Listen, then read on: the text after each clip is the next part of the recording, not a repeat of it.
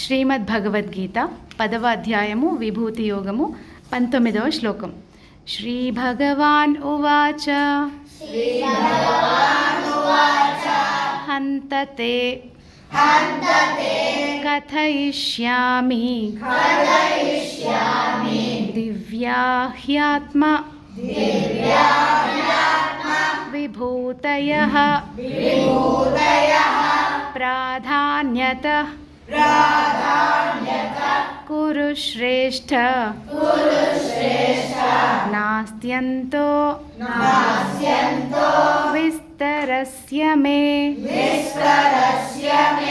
హంతతే కథయిష్యామి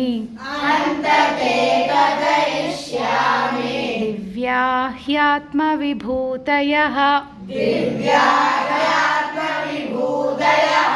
ప్రాధాన్యతః కురు శ్రేష్ఠ నాస్త్యంతో విస్తరస్య మే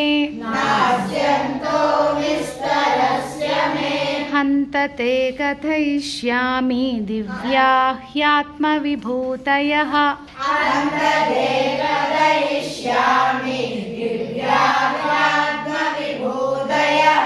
ప్రాధాన్యతః కురు శ్రేష్ఠ నాస్త్యంతో విస్తరస్య మే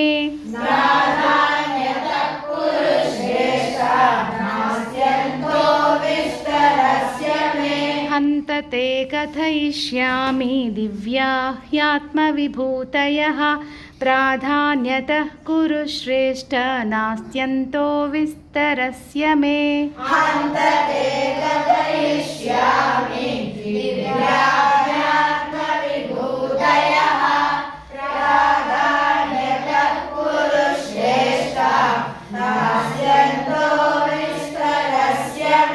జై శ్రీరామ్.